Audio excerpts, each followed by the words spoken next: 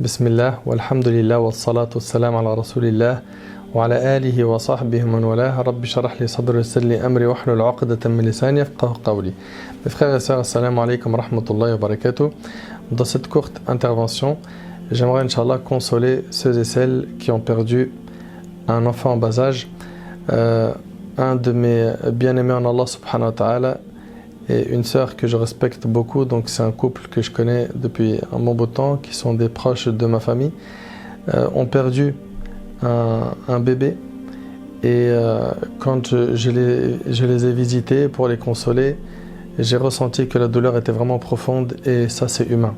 Ça c'est humain et normal. D'ailleurs le prophète alayhi salatu wassalam, quand il a perdu son fils Ibrahim, il a pleuré, il a dit « Inna al-'ayna la tadma wa inna al-qalba la yahzan » donc les larmes coulent, le cœur s'attriste, mais il a dit alayhi salatu wassalam qu'on ne prononce que ce qui satisfait Allah, à savoir de dire « Inna lillahi wa inna ilayhi raji'un » nous appartenons à Allah et c'est envers lui que se fera le retour.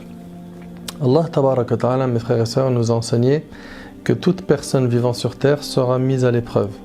Allah Azza wa Jalla a dit وَلَنَبْلُوَنَّكُمْ بِشَيْءٍ مِّنَ الْخَوْفِ وَالْجُوعِ وَنَقْصٍ مِّنَ الْأَمْوَالِ وَالْأَنفُسِ وَالثَّمَرَاتِ وَبَشِّرِ الصَّابِرِينَ الَّذِينَ إِذَا أَصَابَتْهُم مُّصِيبَةٌ قالوا إِنَّا لِلَّهِ وَإِنَّا إِلَيْهِ راجعون. Allah subhanahu wa ta'ala dit très certainement, nous allons vous éprouver d'un peu, écoutez bien, d'un peu. Alors de quoi? De peur, de faim, de diminution de biens, de personnes, ok? Et donc, des récoltes et d'autres choses, et fait la bonne annonce aux endurants. Qui, alors, il va nous les décrire Azza wa Jal, qui, lorsqu'ils sont touchés d'une épreuve, disent Inna lillahi wa inna ilayhi raji'un, nous appartenons à Allah et c'est envers lui que se fera le retour.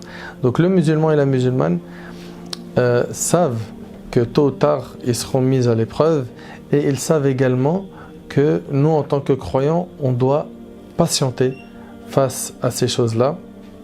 Et surtout, un point très important, c'est de se rappeler de la grandeur de la récompense des endurants. Allah tabaraka wa ta'ala nous dit Innama yuwaffa as-sabiruna ajrahum bighayri hisab. Les endurants auront une récompense sans limite. Une récompense sans limite. C'est vrai que c'est très difficile quand on reçoit un coup de fil et qu'on nous dit qu'on a perdu un être cher, qu'on a perdu quelqu'un de notre famille ou un enfant.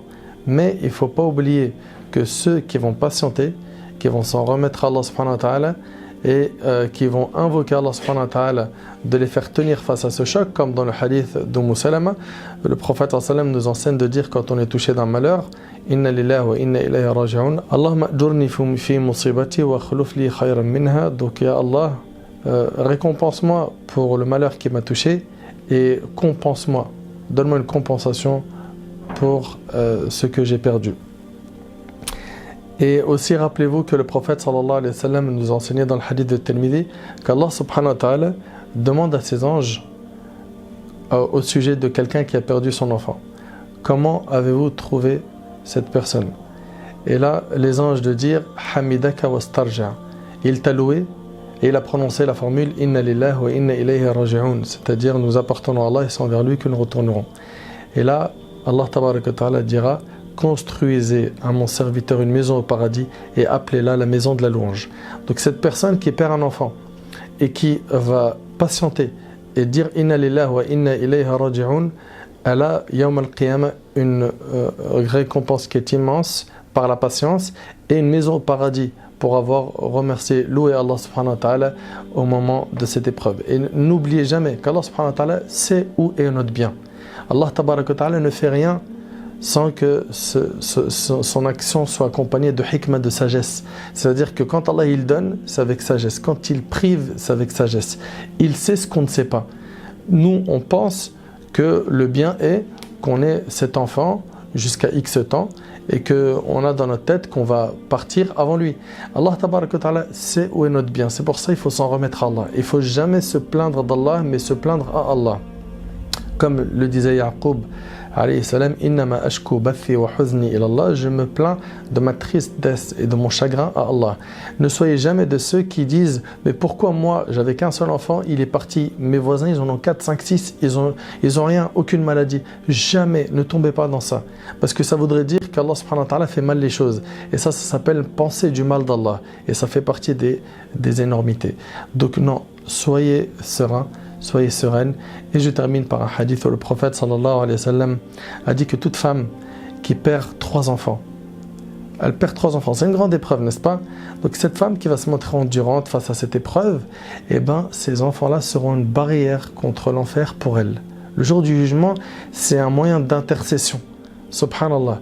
Et dans le hadith, il a été dit, et celle qui perd 2 enfants, il a été dit, et celle qui perd 2 enfants.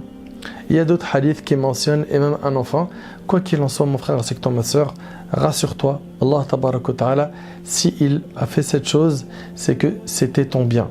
D'accord? Certes, c'est très difficile à entendre quand on est dans la bulle de l'épreuve, surtout quand c'est à chaud. Et le prophète alayhi salam, nous a enseigné la patience doit se manifester lors du premier choc. Lors du premier choc, on est solide, on tient le coup. Et j'encourage tous ceux et celles qui connaissent des personnes qui ont été éprouvées de la sorte, de les soutenir moralement, de les accompagner pendant ces périodes-là, de voir comment les aider pour ce qui est du lavage, si jamais le bébé est en âge de recevoir un lavage, etc. Car les savants divergent sur à partir de combien de mois on peut le laver. Chez l'imam Ahmad rahimahullah, à partir de 4 mois, sachant qu'on lui a insufflé l'âme. D'autres savants parleront de an yastahil sarikha, c'est-à-dire qu'il doit sortir du ventre de sa mère et qu'il pousse au moins un cri. Si après cela il meurt, donc il le rentre dans celui qui recevra lavage, prière, etc., etc. Quoi qu'il en soit, je ferai une vidéo, Inch'Allah, pour tout ce qui est règles juridiques de l'enterrement d'un bébé. Mais il faut les consoler. Il faut les consoler, se rapprocher d'eux. Ils ont besoin de soutien moral. Il faut les renforcer. Il faut leur donner beaucoup d'énergie pour qu'ils soient beaucoup plus patients. Et j'invoque Allah subhanahu wa ta'ala de faire que ces enfants-là soient une cause de l'entrée du paradis de toutes les personnes qui ont perdu des bébés en bas âge. J'invoque Allah subhanahu wa ta'ala de faciliter à mes frères et mes sœurs qui ont été touchés par cette épreuve de tenir le coup. Ya Allah, donne-leur de la force, donne-leur de l'énergie, augmente leur récompense le jour du jugement, compense-leur ce que tu leur as pris. Dans le hadith d'ailleurs, il est cité qu'Allah subhanahu wa ta'ala dit aux anges: vous avez pris le fruit de son cœur. On sait que c'est la prunelle de nos yeux, c'est le fruit de nos cœurs, nos enfants qu'on chérit et qu'on aime énormément, mais Allah tabaraka wa ta'ala ne fait pas les choses sans hikmah. Rappelez-vous de ça, et que derrière toute épreuve il y a un immense bienfait. Allah Azza wa Jalla, il nous éduque par ces épreuves, il nous élève en degrés, il nous prépare une grande place au paradis.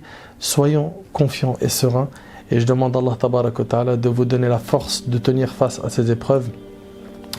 Et pour terminer, Allah tabaraka wa ta'ala nous a également enseigné que toute personne qui soulage une personne d'une épreuve, Allah le soulagera le jour du jugement. Donc pendant ces périodes d'épreuve, faites le nécessaire pour les soulager de leur épreuve, soulagez-les au maximum, afin qu'Allah tabaraka wa ta'ala nous soulage yawm al-qiyamah. Asallahu subhanahu wa ta'ala an yanfa'ani bima qultu wa yanfa'akum bima sami'tum. هذا ما أعلم والله عز وجل أعلى وأعلم. سبحانك اللهم وبحمدك أشهد أن لا إله إلا أنت أستغفرك وأتوب إليك. بارك الله فيكم والسلام عليكم ورحمة الله وبركاته.